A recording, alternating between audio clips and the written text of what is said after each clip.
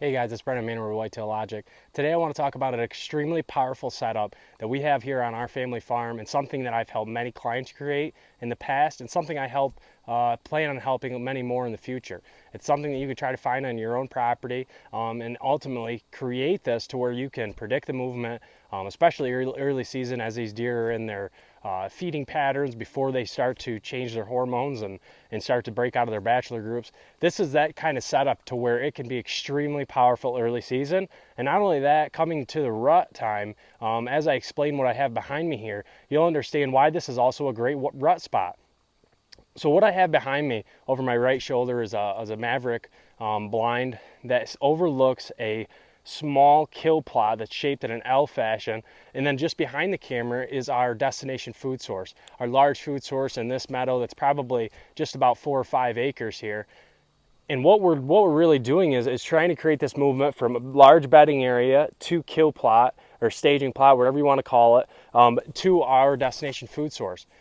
That food source in there is located at about 70 to 80 acres of an old Christmas tree farm that is broken up and creates awesome bedding cover and thermal protection all year round.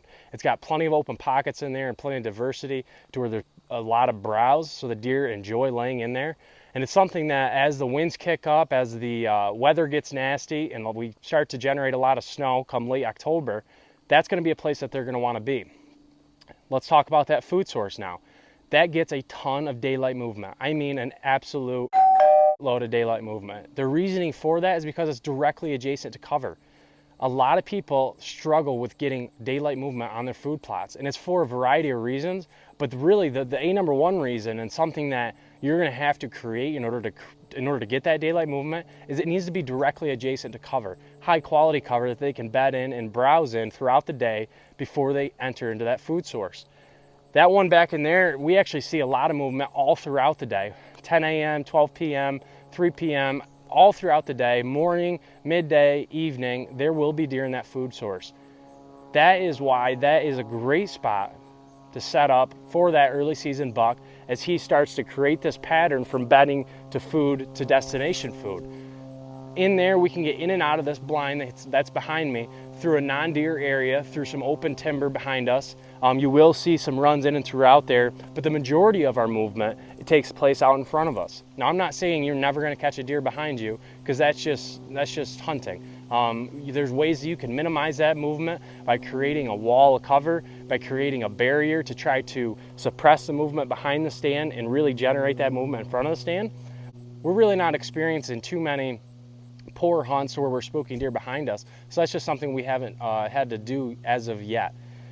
And always making sure you can get out of that stand location while there's deer on the food source and without spooking them.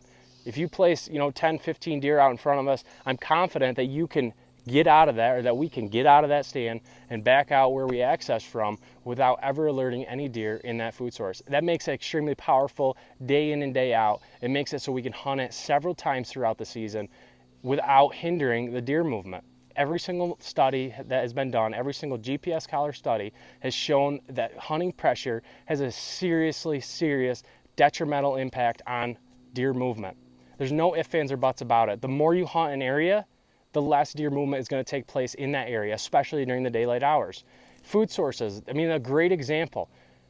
What deer tend to venture towards throughout the season, what type of habitat they tend to accommodate themselves with or venture in, is no specific habitat whatsoever. And that sounds kind of funny when I say that, but as you understand when you look at this study, is you'll understand that deer are just preferring areas where the hunters aren't.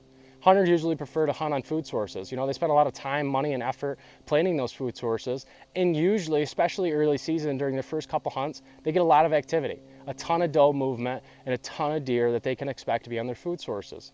But as they keep on hunting these food sources, and especially those ones that aren't set up correctly, with, let's say, a blind in the center of the food plot, or just a bad access to where they blow out every deer every single time they exit it in the evening, that is going to be a compounding effect, and it will become nocturnal.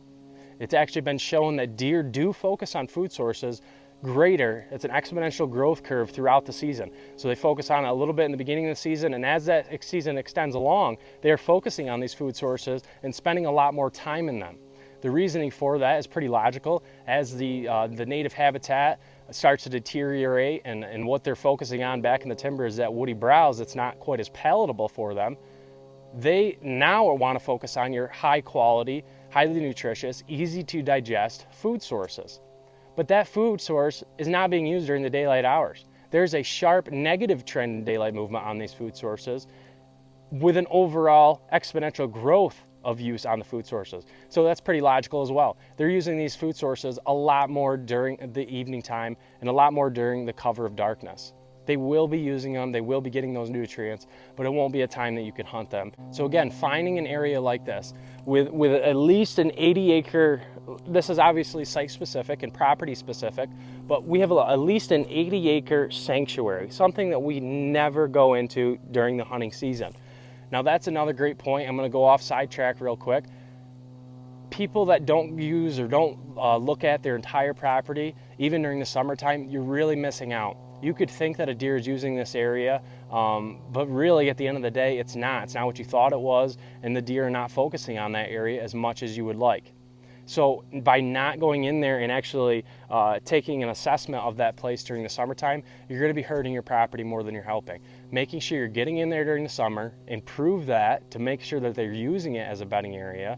And then as season approaches, about that month to 15 days before, just depending on what your wishes are, getting out of that area and keeping that a safe haven to where you're never blowing your wind into, you're never entering into, and you're making sure the deer in there can never really hear you either. So that is how you create a really, really effective hunting spot. Again, big sanctuary, big bedding area, drawing them to a location, a nice kill plot, trail plot, staging area, whatever you want to call it, then send them off here to your destination food source, whether that's on your property or not. Another great point, this area right now, it's about the beginning of September. This is really being only used by does and fawns. I am okay with that because it's only the beginning of September. There's been studies that have shown how females and male deer associate themselves depending on the time of year. September, you're gonna see those deer groups, the bachelor groups using one part of your property, and then doe family groups using another part of your property. We see that on our own place. A lot of our bucks are staying up on top, while these doe are taking in these lower areas right here. That's not a big issue because, as studies have shown, as they start to really intermingle come October, as again that testosterone kicks up and as it gets closer to the breeding season, their movements tend to overlap, and I highly expect deer to be using this area, mature bucks to be using this area come the middle of October. So again, making sure we're staying out of it. Don't get too worried if your bucks aren't using it yet. There is time, they will use it. Make sure you're not pressuring it, and it'll be an awesome spot come the beginning to middle to end and throughout the entire hunting season. Thanks for tuning into this episode of Whitetail Logic. Be sure to reach out if you want us out to your property. We're going to start doing a lot more of the implementation work for our clients, just so that they're really getting the full one-on-one experience and making sure they're understanding what we're talking about. You know, you only can do so much when you're trying to write directions down on a piece of paper or create a habitat video. You only can try to explain things so much, and the way people perceive that and take that in can be different depending on what client it is. So making sure that I'm actually going out there hands-on and actually showing them what I want. You know, in the past we've just been plan specific, just going out and doing an on-site consultation, giving them a written plan, and then having them develop and do that work themselves, which a lot of clients love to do that, and that's awesome.